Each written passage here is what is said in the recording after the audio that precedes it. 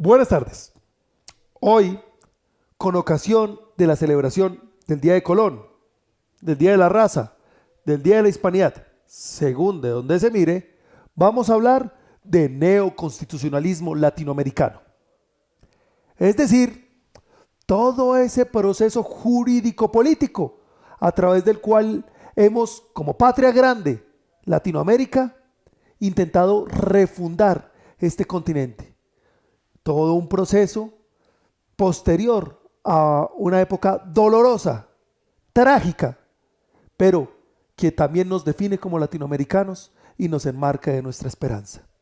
El final de los 80 y los 90 vieron el resurgir de las democracias latinoamericanas y esperamos el resurgir de las naciones.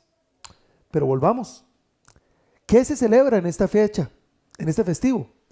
Se celebra el descubrimiento de América. Y nos debemos preguntar, ¿cómo hay un descubrimiento de un continente entero en el cual habitaban millones de personas, miles de pueblos, cantidad de culturas y varios imperios? Varias de las cuales eran culturas prósperas, milenarias, y muchos de sus legados que fueron sometidos y extintos, pero que yacen en el inconsciente colectivo de toda esta civilización híbrida y sincrética que es Latinoamérica. Entonces, si no fue descubierta para la humanidad, tal vez fue descubierta para la etnocentricidad europea, pero tampoco. Los europeos ya habían pisado tierra americana hace mucho. Y recordemos que el continente fue colonizado por asiáticos. Entonces, ¿cómo que América fue descubierta? Porque fue descubierta para el capital. Es el sistema de explotación masiva de recursos coloniales el que permite la acumulación de capital que posteriormente dará pie a la industrialización. Sin una acumulación no hay procesos masivos de capital. Y ese es el descubrimiento en América. La posibilidad de una extracción masiva de recursos y de una acumulación masiva. Finalmente estamos hablando de un continente particularmente rico. Después vendrá la acumulación portuguesa, holandesa, que facilitará sus industrias y sus comerciantes, los que bien nos describía Max Weber en Ética Protestante y en Espíritu del Capitalismo. Y después tendremos capital, junto con grandes desarrollos industriales y de ingeniería, como la máquina de vapor en el caso inglés. Capital que se acumuló gracias a corsarios promovidos por la realeza. Esos aventureros corsarios eran los delincuentes que usurpaban naves y galeones para la reina, para la corona. Y bueno, ese descubrimiento para la explotación marcó el continente y desembocó en uno de los genocidios más grandes de la historia. 50 millones de muertos en proporciones astronómicas que diezman la población. Extinguieron a las tribus en Norteamérica y se vieron diezmadas, muchas en Latinoamérica. El afán y la codicia de explotación llevó después a todo un proceso que conoceríamos como la esclavitud, donde las tribus nativas africanas fueron sometidas, algunas traicionadas entre ellas mismas, para traer a los esclavos en el afán de extracción de riquezas del territorio. No todo fue tragedia, también es cierto. De ese genocidio étnico, del genocidio religioso que vino a imponer una fe, también nació una nueva cultura. Y es el fenómeno tan maravilloso para la historia de la humanidad, para la definición de la identidad latinoamericana, que es el mestizaje. El máximo orgullo de la Latinoamérica vigente es su calidad mestiza. Todas estas teorías pseudocientíficas de la pureza racial, la superioridad, contradicen además una evidencia biológica, y es que los seres mestizos facilitan el contexto de evolución, se adaptan más fácil a los entornos y por supuesto permiten extraer los aspectos positivos de sus diferentes linajes. El mestizaje no es, entonces, una debilidad, todo lo contrario.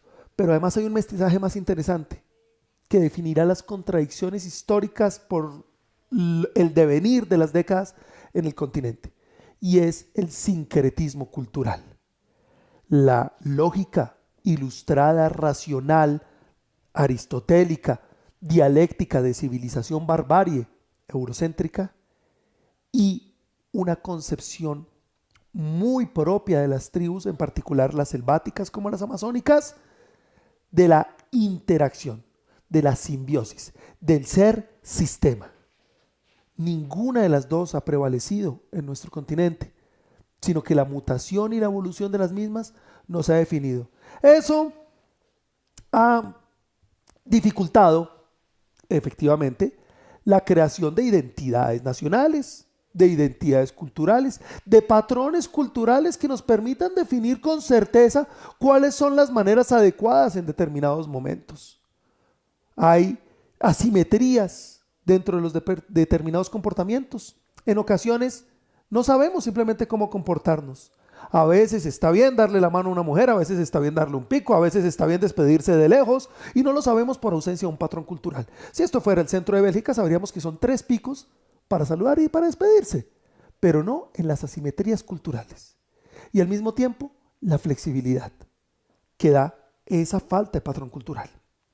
Bueno, en el caso latinoamericano eso implicó un contexto, una facilidad de colonización. Se colonizó a las tribus enemistándolas, se colonizó dividiendo, se colonizó imponiendo una voluntad de un dogma religioso político. Y cuando vino la caída de esta univisión del mundo, de esta única línea de pensamiento, creamos independencias, pero la falta de una estructura cultural también facilitó una nueva colonización y cambiamos la colonización política de virreinatos por colonizaciones internacionalistas y después por un sistema económico de extracción que hace una colonia produzca bienes para que otra transforme la materia y esta manufactura global genere riqueza en su beneficio. Pero no, todo es sumisión y exclusión. Por mucho tiempo, muchos intentaron hacerse a una voz y a la par que grandes oligarquías controlaban esos poderes de extracción en su propio beneficio, muchos sectores manifestaron su inconformidad. Algunos son reprimidos brutalmente a nivel internacional, como en el genocidio infame que sufre Paraguay, y otros a nivel local, que es lo que le costará la vida al mártir Gaitán, en el caso colombiano. En esos contrastes, no solo hubo entonces una sumisión al rol de exportador de materias primas, sino también una exclusión interna. Esa exclusión se ve exponenciada y realmente encuentra una degradación particular en el contexto de la Guerra Fría.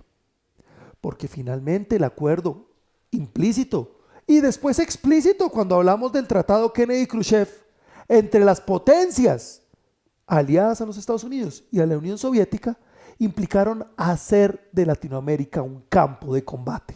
Y mientras los soviéticos apoyaban poner misiles en Cuba, los norteamericanos apoyaban bombardear el Palacio Presidencial en Chile. Y mientras en Colombia se armaban guerrillas para extraer y expulsar del territorio a los intereses extranjeros, en Argentina se entrenaban torturadores con experiencia en guerras internacionales para defender ese acuerdo de explotación comercial que se tenía.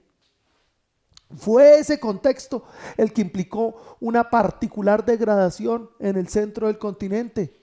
Las peleas entre los revolucionarios y las contras entrenadas por los Estados Unidos, o en el caso colombiano, con fusiles armados hechos en la Unión Soviética, se fortalecieron profundamente las guerrillas y también intentaron ser reprimidas con auxilio tanto ideológico, táctico, militar y financiero de intereses extranjeros como directamente influenciados por la CIA.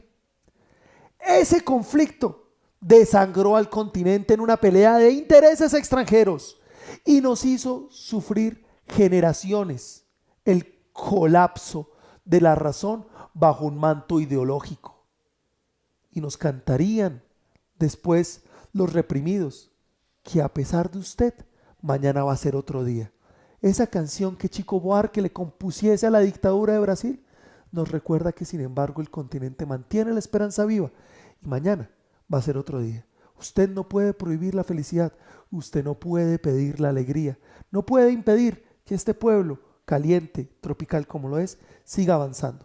Y para avanzar, cuando se lograron desmontar esas dictaduras para volver a la democracia, cuando se logró establecer un consenso nacional y cuando se lograron abrir los espacios políticos entre los finales de los 80 y los principios de los 90, vino la manera más tradicional en la que las naciones materializan sus pactos políticos, nuevas constituciones. Y en el caso del neoconstitucionalismo latinoamericano, podemos evidenciar algunos patrones que, si bien no una universalidad en los mismos, nos permiten caracterizar cómo se ha dado este fenómeno en nuestro entorno. Por eso me permito mencionar muy rápido las características de este neoconstitucionalismo latinoamericano, entre las que cabe mencionar las de orden sustancial y las de orden orgánico. Después de todo, una constitución es una composición de una parte dogmática, sustancial, y de una parte orgánica. Y en la parte sustancial se puede ver un patrón dentro de las nuevas constituciones latinoamericanas de una reivindicación de la identidad, de una laicidad para romper los viejos concordatos de estos estados, de un reconocimiento de la identidad diversa que caracteriza estas regiones, también de un fortalecimiento muy amplio de los derechos fundamentales, que no existiesen viejas constituciones meramente formales, la inclusión de marcos internacionales para la protección y promoción de derechos humanos, la apertura a espacios pluriculturales, plurinacionales y del pluralismo jurídico para las diferentes etnias y culturas que cohabitan en estos territorios. También otra característica, un fortalecimiento de la igualdad para sopesar esas exclusiones vividas. Una fórmula común de todos estos sistemas, la reivindicación de un sistema particular a lo que se denominó comúnmente Estado Social de Derecho. Y también el establecimiento de mecanismos para la eficacia de todas estas garantías, que no sean meramente declarativos y formales, para todo enmarcarlo dentro de un ajuste y proyección de nuevos modelos económicos. Esto desde el punto de vista formal. Desde el punto de vista sustancial, porque desde el punto de vista formal las características vendrán con el fortalecimiento de la participación ciudadana, la reforma del sistema electoral, una pretensión de descentralización de los gobiernos y de la administración, aumento de la fiscalización del quehacer público, un aumento y una reestructuración del sistema judicial, igualmente la pretensión de disminuir esos poderes presidenciales y de concentración de garantías y de competencias en el Ejecutivo para finalmente establecer una nueva o particular característica en la división de poderes. Cada una de estas características pasaremos a explicarlas en los videos posteriores, pero por el momento recordemos el orgullo que debe ser la patria grande. Gracias. Buenas tardes. Ahora bien, explicando las características del neoconstitucionalismo latinoamericano, veremos en este primer bloque las de orden sustancial, entre las que vamos a resaltar, en primer lugar, el pluralismo. Esta apertura de orden, no solo ideológico, práctico y político, tiene una vocación directa en todos los marcos constitucionales del subcontinente. Y es abrir los espacios como un derecho, una garantía y una condición del desarrollo social a todos los sectores. No solo los de representatividad política, sino también a muchos excluidos por razones étnicas o culturales. El pluralismo permite, de un lado, reconocer y fortalecer la construcción de una identidad propia. Si no se reconoce esta tierra como rica diversa, colorida, variada, estamos negando esa autenticidad. La pretensión de ver acá una dilución de otras razas, una dilución de otras culturas, solo somete y niega la realidad. Niega la realidad al asumir un rol que no corresponde con la verdad de los hechos ni la autenticidad humana, que es el de un subyugado, pero que además no corresponde con la multiplicidad de concepciones, cosmovisiones, ideas, intereses y características que compartimos todos. Por supuesto, todas las naciones son diversas, todas las personas son diversas. Pero en el caso de cada una de las naciones latinoamericanas, estamos hablando de auténticas multiplicidades culturales. En primer lugar, esa apertura y esa inclusión de toda esa riqueza para la generación de una unidad nacional alrededor de muchos pueblos es una primera característica muy importante. Y una segunda característica también muy importante de este elemento es que se habla también del pluralismo político, porque la exclusión histórica de un sector por otro es lo que ha causado muchos de los problemas vividos en el continente. Verbigracia, el Frente Nacional, como un acuerdo miserable entre dos partidos políticos para repartirse el poder durante casi 2 décadas. Ese tipo de exclusiones fomentó la violencia, fomentó la corrupción, fomentó la desidia por la democracia y lo político, y la apertura a todas las formas de concepción y a todos los ciudadanos es uno de los objetivos centrales de estas nuevas esperanzas con las que convivimos. Ahora bien, una segunda característica del neoconstitucionalismo latinoamericano es la pretensión de configurar y de construir estados laicos. Esta segunda característica está muy enmarcada en un contraste. En casos como el francés, en las constituciones originales europeas, o el alemán, se contaba con constituciones republicanas desde su origen. E incluso muchas constituciones contemporáneas aún contienen elementos y trazos de orden religioso, monárquico, concordatario. No así en el fenómeno latinoamericano, donde producto de la colonización y la imposición se diseñaron estructuras para perdurar esos poderes. Y eso implicaba la suscripción de múltiples concordatos. Durante las constituciones, en contexto de las guerras intestinas de los 1800, tras las independencias, en parte por mantener la estabilidad, en parte por respetar los credos de la población y en parte por el interés político y el acuerdo, se firmaron múltiples concordatos. Y esos acuerdos entre los estados y la iglesia daban un estatus particular a una persona jurídica.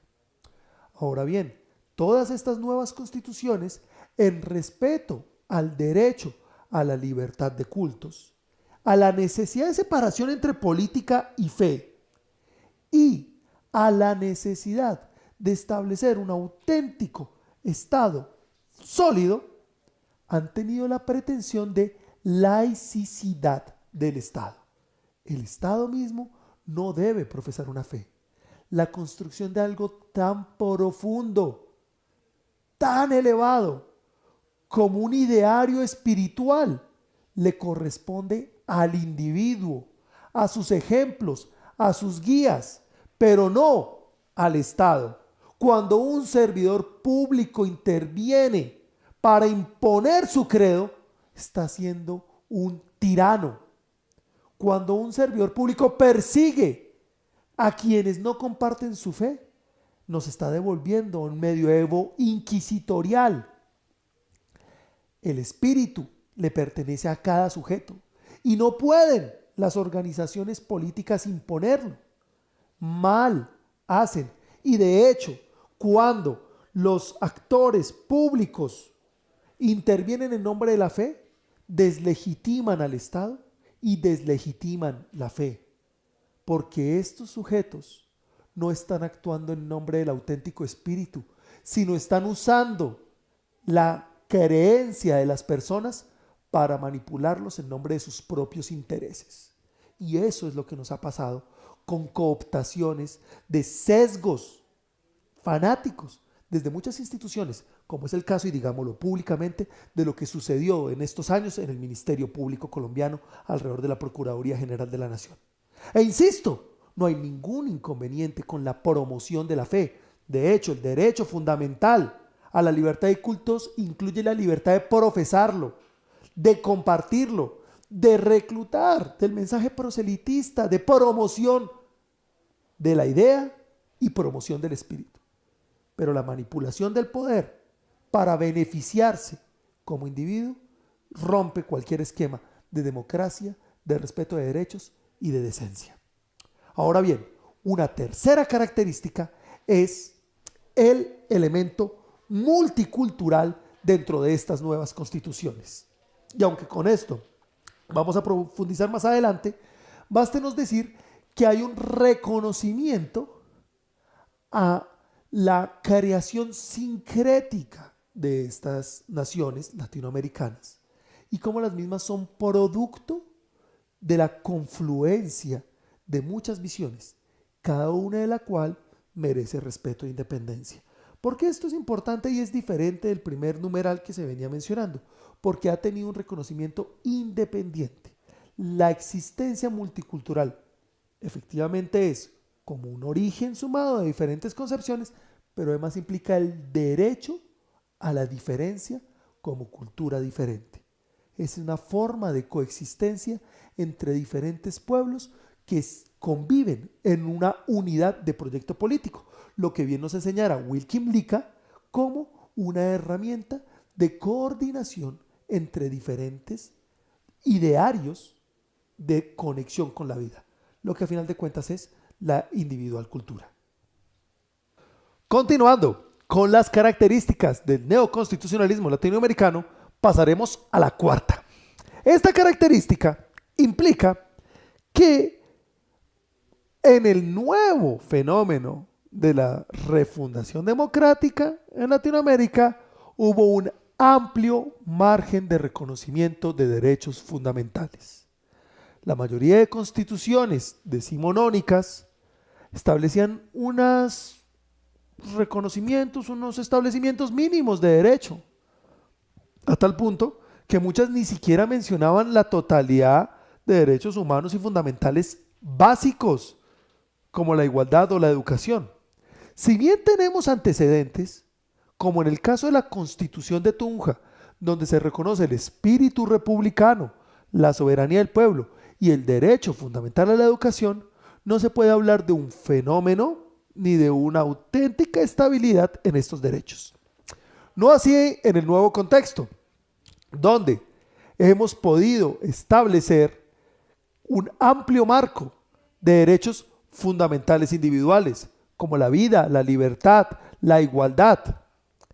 También se han establecido de manera explícita una serie de derechos que son los llamados y catalogados derechos sociales, económicos y culturales. Estos DESC implican garantías mínimas para el goce y el desarrollo de los demás derechos. Sin los derechos sociales, como la educación, la seguridad social, la salud, no se puede gozar de los derechos humanos fundamentales individuales como la libertad, la igualdad y la vida. Ahora bien, una tercera categoría de derechos también está en los derechos colectivos y del medio ambiente.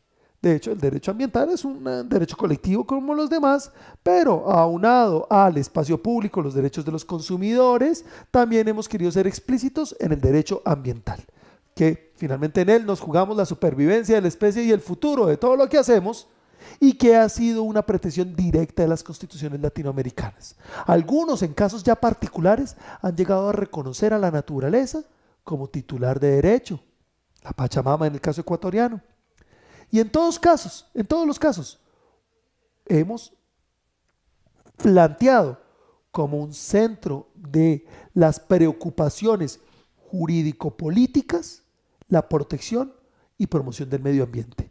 En esta dialéctica histórica entre la sostenibilidad y el desarrollo, que no nos resolvió el desarrollo sostenible, no nos resolvió el Congreso de Washington, no nos resuelve el Acuerdo de Río, no nos lo resuelven las grandes estructuras si no hay una base de protección, de interiorización y de concienciación alrededor del fenómeno. En todo caso, este reconocimiento característico del continente ha permitido sentar bases de protección, promoción y desarrollo del medio ambiente. Ahora bien, como quinta característica, encontramos la pretensión de inclusión de los organismos internacionales para la protección y derechos humanos dentro de los marcos constitucionales. Que sean relevantes los estatutos de la Convención Interamericana de Derechos Humanos, de la Carta de Derechos Civiles y Políticos, los precedentes de la Corte Interamericana, las recomendaciones de la Comisión Interamericana de Derechos Humanos, es fundamental en la protección y promoción de los derechos humanos dentro del continente. Y es un interés directo de la no repetición de lo ocurrido en el último lustro del siglo XX en esta sufrida tierra. Por eso se establecieron como una garantía de no repetición de lo ocurrido. Cuando se sale del momento crítico y se fijan nuevas constituciones, ahí es cuando se mira atrás y se ve lo que no quiere que suceda nuevamente. Al punto que muchos de estos acuerdos internacionales eran inocuos antes de estas nuevas constituciones. Cuando se estableció el Estatuto de Seguridad en Colombia, que vulneraba infinidad de derechos fundamentales y humanos, que autorizaba torturas, juicios sumarios con violación de la presunción de inocencia, juicios de civiles por parte de militares. Se demandó ante la Corte Suprema de Justicia ese estatuto, la cual sumaria y superficialmente se negó al análisis diciendo que no iba a controlar normas internas con normas internacionales. Pero afortunadamente en este contexto sí tenemos un bloque de constitucionalidad, un control de convencionalidad que hacen efectivos los mandatos de derechos humanos y que enmarcan la conducta de todas las instituciones y personas dentro del continente, dentro de los estándares de respeto de la dignidad humana. Una sexta característica de este neoconstitucionalismo es el pluralismo jurídico. Veníamos explicando que la diversidad cultural es una característica de estas constituciones.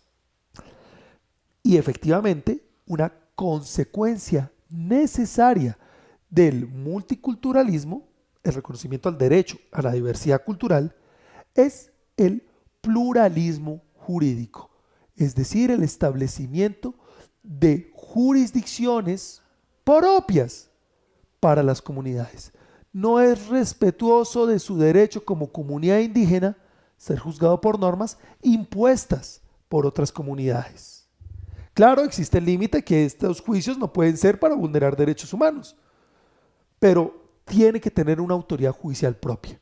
De hecho, con la evolución del concepto del multiculturalismo y del pluralismo jurídico, hemos logrado establecer una serie de características dentro de lo que es este derecho a la autonomía cultural, lo que incluye una participación política reforzada, la creación de instituciones administrativas propias, el establecimiento de un régimen jurídico y de una jurisdicción propia, la jurisdicción penal indígena, el reconocimiento al trato preferencial en determinadas circunstancias como sujeto de exclusión, el reconocimiento a la participación reforzada en espacios de deliberación como la consulta previa de las decisiones administrativas y legislativas que les afecten.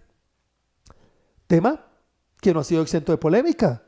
En algunas ocasiones se ha acusado a estas autonomías jurisdiccionales de vulnerar derechos humanos. Y un ejemplo concreto es el famoso fuete, como castigo o pena por la comisión de determinadas conductas antijurídicas. Ahora bien, no es que el fuete o la ortigada, que en algunos pueblos del sur, sea muy respetuosa de la integridad, pero la tesis que manejamos en nuestros grupos de estudios, en la que creemos, es que todos debemos analizarlo en contraste, en determinadas opciones. Y en un contexto donde se han condenado infinidad de veces la vulneración masiva de derechos humanos, donde está acreditada la alta reincidencia por las cárceles convencionales, no se ve como una salida inadecuada, una que muestra mayores índices de rehabilitación y que no ha desapegado ni dañado tanto el espíritu de los seres como la famosa escuela del crimen que es la cárcel. En todo caso, estos son procesos de ajuste permanente, tienen que implementarse, tienen que mejorarse y es donde el rol de cada uno de los estudiosos de las ciencias sociales cobra gran valor. Buenas tardes. Continuando, como séptima característica del neoconstitucionalismo latinoamericano, vamos a hablar de la proyección por una auténtica igualdad. Después de todo, no es solo la igualdad formal ante la ley la que constituye este gran derecho fundamental, sino que requerimos de herramientas por la equidad o por la igualdad material a través de acciones positivas o de discriminación positiva, que es lo mismo. Todo este contexto y esta estructura alrededor de la igualdad, donde insistimos en la igualdad entre iguales, la diferencia entre diferentes y según el contexto, la igualdad entre diferentes y la diferencia entre iguales, hacen del derecho a la igualdad un derecho particularmente multidimensional y sofisticado. De hecho, es tal vez el articulado más fascinante en cualquier ordenamiento jurídico. El mismo articulado obliga al trato igual a todos los ciudadanos, la proscripción de discriminación, pero también obliga al trato discriminativo según las circunstancias de debilidad, necesidad o exclusión histórica. Pues bueno, eso es fabuloso dentro de una estructura de derecho y hace que la disposición normativa sea fascinante para su estudio. Sin embargo, en las organizaciones jurídicas históricas no siempre se tuvieron estas acciones positivas y el reconocimiento por esta igualdad efectiva, lo que definiera la Corte Constitucional como la implementación de la cláusula de erradicación de las injusticias es fundamental para el desarrollo. Es alrededor de esta idea de la igualdad material y de las acciones positivas que se cimenta la existencia de derechos sociales, de esas prestaciones y deberes a cargo de los estados para favorecer a los más excluidos. Y esa pretensión fue un patrón dentro de todas las constituciones refundadoras de Latinoamérica. Sin embargo, los sistemas económicos, los modelos de explotación, la corrupción misma y la falta de implementación directa de estas prescripciones no ha permitido que esto se realice de manera efectiva. La desigualdad crece, la exclusión crece y aunque está la pretensión constitucional, los mecanismos y los medios para conseguir la misma no se han materializado. Esto nos lleva realmente a la característica número 8. Todas estas nuevas constituciones planteaban una nueva idea teórica, ideológica de organización social, en particular alrededor del Estado Social de Derecho. Pero este Estado Social de Derecho es un proyecto inacabado. El Estado Social de Derecho, que es un Estado de Derecho, entiéndase, donde toda la comunidad se encuentra sometida por igual a las leyes, tiene unas características extras como la prioridad del interés general. Y recordemos, el único interés general legítimo en una democracia es la promoción y protección de los derechos fundamentales. Su fundamentación alrededor de la dignidad humana, la existencia de garantías y mínimos vitales alrededor de derechos sociales y la estructura de derechos con proyección, con irradiación. Estas características de los estados sociales de derecho han dinamizado profundamente las sociedades, pero por todas las razones que veníamos explicando, no se han materializado plenamente. Y en momentos mostraremos que el principal foco ha sido no la estructura jurídica bastante y cada vez más completa, sino la democrática, que debe ser la base en la que desarrollamos esto. Bueno, pero la parte jurídica la hemos fortalecido y la fortalecimos bastante alrededor de la característica 9, la cual habla de la auténtica eficacia de estos mandatos constitucionales. Estas nuevas constituciones con un gran marco fundamental no podrían transformar la realidad sin mecanismos para su eficacia. De nada vale la declaración de un derecho sin mecanismos para sancionar su incumplimiento. De ahí la creación de instituciones como la Defensoría del Pueblo, la Procuraduría, que se explicaban en nuestro primer video, la existencia de una serie de acciones directas ciudadanas para legitimar el actuar con ocasión de la eventual vulneración de un derecho fundamental, la acción de amparo, nuestra acción de tutela, las acciones populares de grupo, las acciones democráticas, como el plebiscito, el referendo, las acciones de orden colectivo, para que haya una reivindicación de las comunidades alrededor de su derecho y no de una petición de intereses políticos. Todas estas en contexto fortalecieron profundamente el sistema de derecho.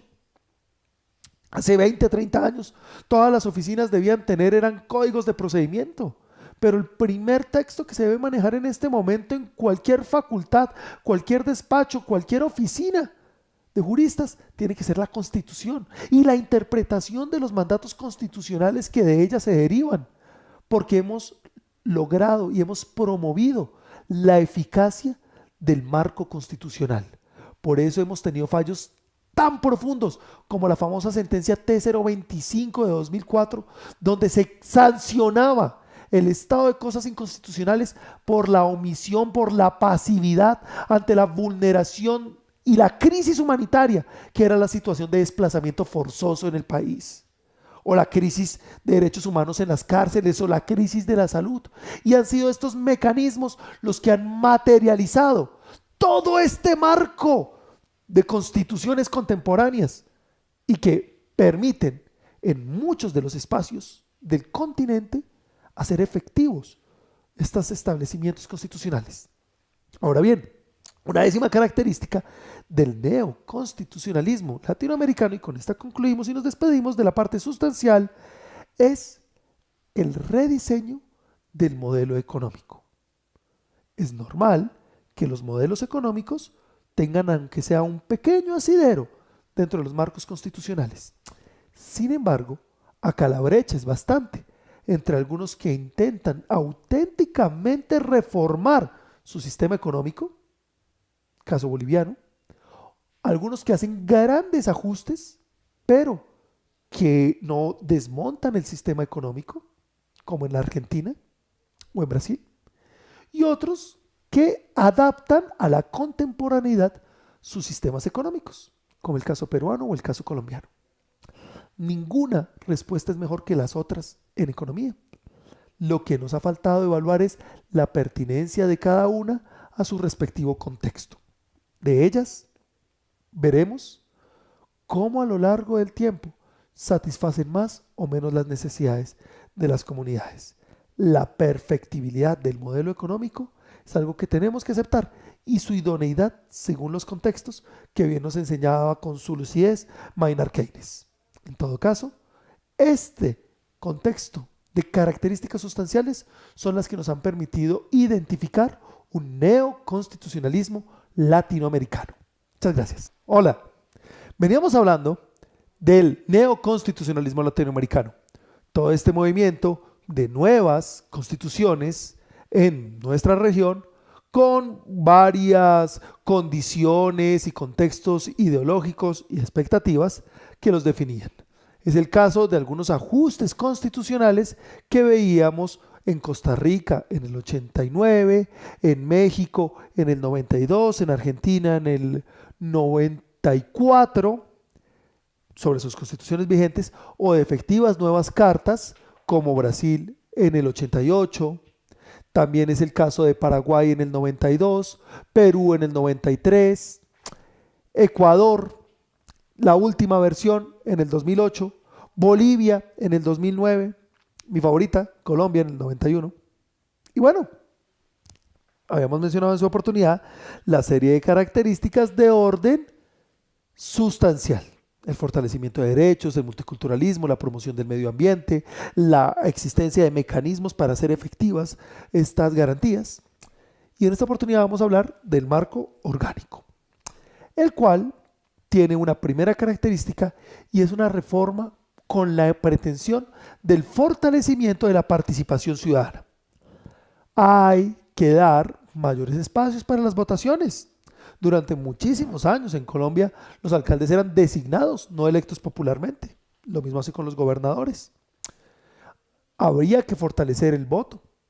Solo hasta el 45 en Colombia podían votar las mujeres, con el aval del general Gustavo Rojas Pinilla. Pero también hay que insistir que el proceso democrático no se reduce a la votación, sino la pretensión era el fortalecimiento de muchos mecanismos democráticos ciudadanos. Los plebiscitos, los referendos, las consultas populares, las iniciativas de legislación por parte de los ciudadanos, la revocatoria de mandato, son una serie de características que permiten hacer más tangible y más cercano el ejercicio de la democracia. Muchas no se han desarrollado con toda su altura por la falta de cultura democrática, porque tomamos las decisiones por un tuit desinformador en internet o por un tamal. Y en ese contexto no serán las instituciones, sino el comportamiento individual y el patrón cultural el que nos falle. Muy bien. Una segunda característica está en la reforma de los sistemas electorales para que haya participación directa de minorías, para que el sistema de cálculo sea ajustado a la adecuada representatividad de los diversos sectores, para permitir en algunos casos la alternancia de poderes e incluso para favorecer la representatividad en las diversas elecciones. También hay que decir que estas grandes reformas electorales, muchas han sido desmontadas y perjudicadas por posteriores reformas constitucionales. Es el caso de la vergonzosa reforma al sistema electoral en el caso colombiano, donde empezamos a establecer condiciones extras para la existencia de partidos políticos, como el tener un determinado umbral, como obtener determinadas votaciones, y donde impusimos un sistema de medición a través de la que hemos denominado cifra repartidora, que a través de sofismas y marasgasmos aritméticos garantiza mayor representatividad de partidos políticos mayoritarios y menor representatividad de minorías.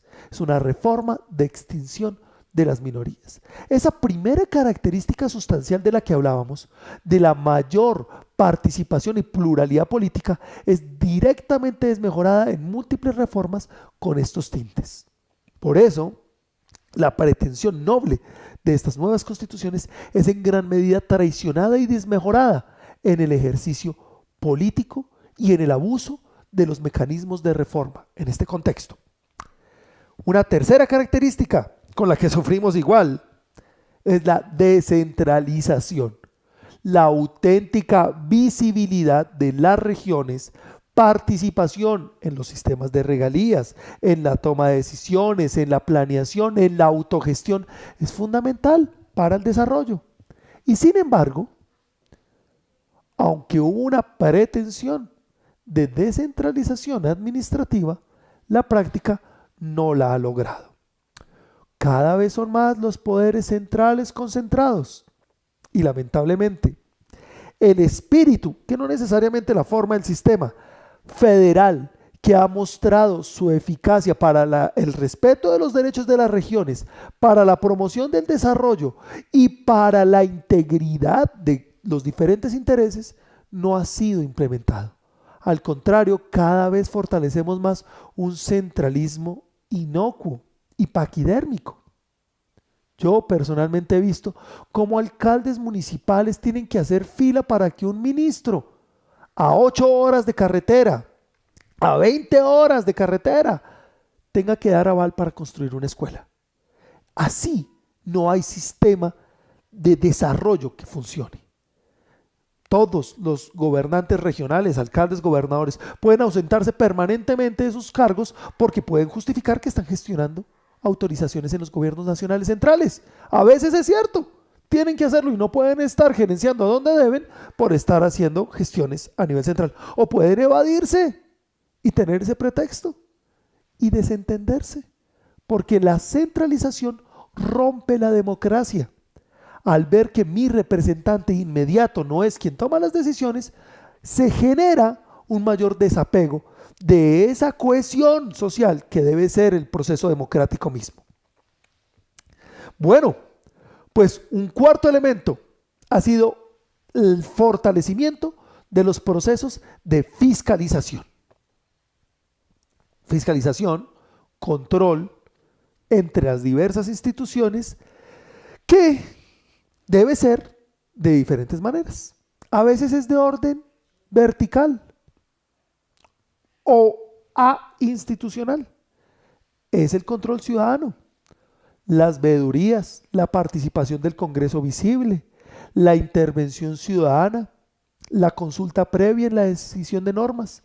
Son auténticos mecanismos de control ciudadano respecto de las instituciones, que son fundamentales estas intervenciones para que se pueda extraer lo mejor de cada una de las instituciones.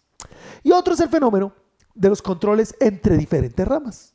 Este famoso check and balance histórico de la división de poderes nos muestra que cada uno de los organismos puede controlar a los otros y que debemos crear organismos de control. Nuestra Contraloría para los temas fiscales, nuestra Procuraduría, o controles políticos por parte de otros órganos, los juicios de censura por parte del Congreso, las pérdidas de investidura. Y este fortalecimiento institucional debería dar las herramientas para extraer lo mejor de cada una de las ramas. Sin embargo, lamentablemente, en la práctica, lo que se ha visto es que esta pretensión de fortalecimiento de las instituciones ha sido instrumentalizada para perseguir intereses particulares. Cuando el Ministerio Público persigue ciudadanos y los inhabilita porque no son de sus afectos, ¿no era eso lo que quería la democracia?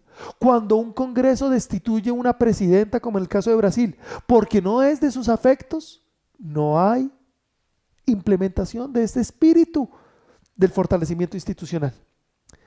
Y es lo que ha ocurrido. Y sin embargo, por el otro lado, no hemos tenido mociones de censura contra efectivas bajezas del Ejecutivo, como es el caso del exministro, hoy prófugo de la Justicia, Arias, por agroingreso seguro. Estas herramientas de las instituciones no las vemos aplicarse con su finalidad y sin desviarse en otros fenómenos. Es donde el marco orgánico no está respondiendo a sus expectativas. Y con esto paso a la siguiente característica: el fortalecimiento de un sistema judicial. Y claro que reformamos las instituciones judiciales, en gran medida para bien, en particular la creación de jurisdicciones constitucionales independientes, como bien lo enseñaba Hans Kelsen, un tribunal especializado para sancionar el irrespeto y promover el respeto de los marcos constitucionales. En este caso, digámoslo sin caer en la falsa modestia, que decía es la más decente de los defectos, de las mentiras, decía Borges, sin caer en falsa modestia, tal vez el mejor tribunal del continente y la institución más sólida en los últimos 20 años, muy venida abajo en estos últimos años, magistrados de poca talla intelectual, académica, sin perfil, delincuentes. No nos queda mucho de esa gran Corte Constitucional de otrora, efectivamente. pero fue, y hoy lo es todavía en gran medida, gracias a sus precedentes, la institución más brillante en décadas de este país. Y esa Corte Constitucional es uno de los logros orgánicos de estos nuevos constitucionalismos.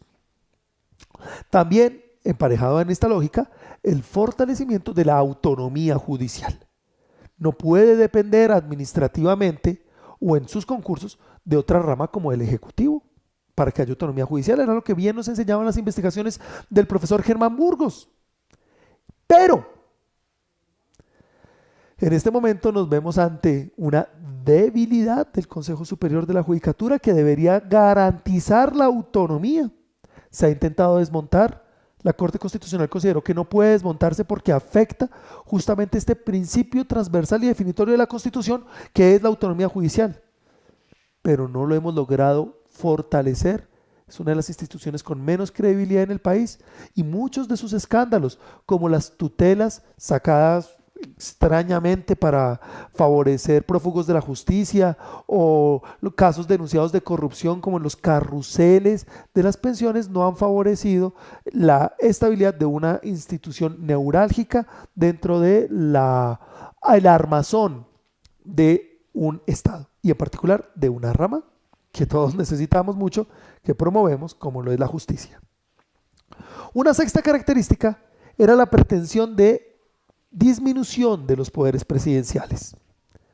Por eso la Constitución del 91 establecía explícitamente que no debía haber reelección.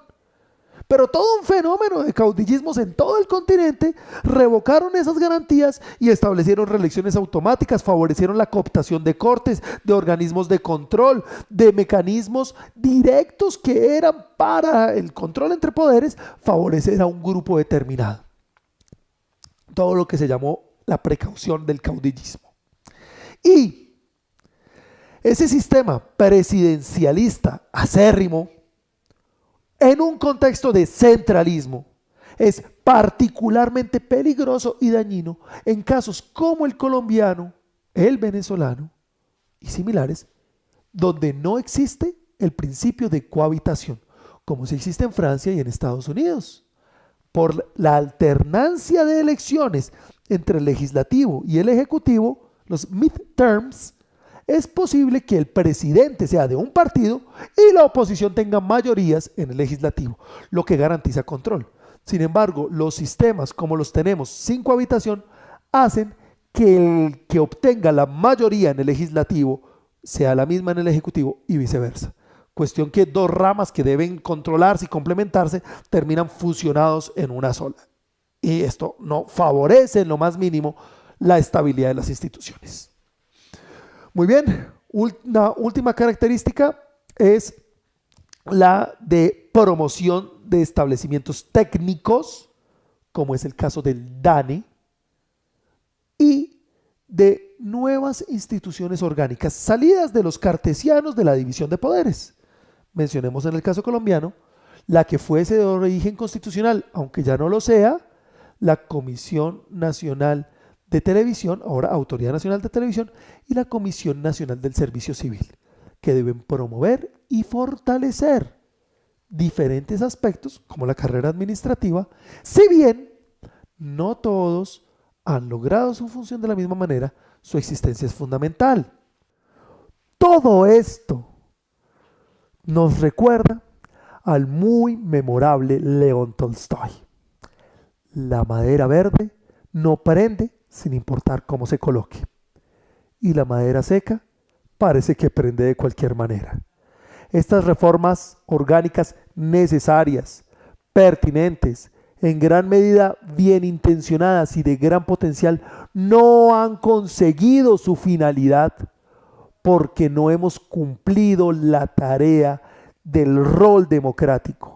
¿De qué nos sirve tener grandes competencias para un tribunal si elegimos a los peores hombres? ¿De qué nos sirve que el control al Ejecutivo lo realice a través de la moción de censura al Legislativo si escogemos a las personas más cuestionables? No podemos materializar el proyecto de desarrollo nacional cimentado en la dignidad humana y los derechos fundamentales que bien nos enseña la parte dogmática sin una estructura dogmática que la logre, pero esa estructura orgánica no se logra si no es implementada por personas idóneas. Y no lo hemos hecho, al punto que tan poca ha sido la idoneidad que en gran medida la pretensión ha sido desmontar estos avances y perjudicar la participación ciudadana, el sistema electoral, la división de poderes, la restricción a competencias del legislativo, abusar para perseguir a opositores con los poderes competenciales de control y de fiscalización.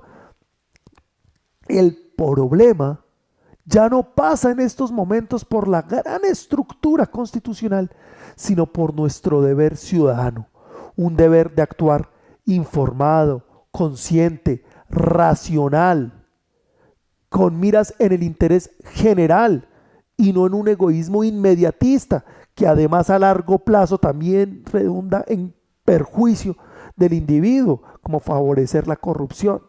Todo este contexto en lo intangible del espíritu y de la cultura democrática es lo que nos quedará por desarrollar en este noble y muy inacabado proyecto continental de desarrollo de la dignidad humana. Muchas gracias.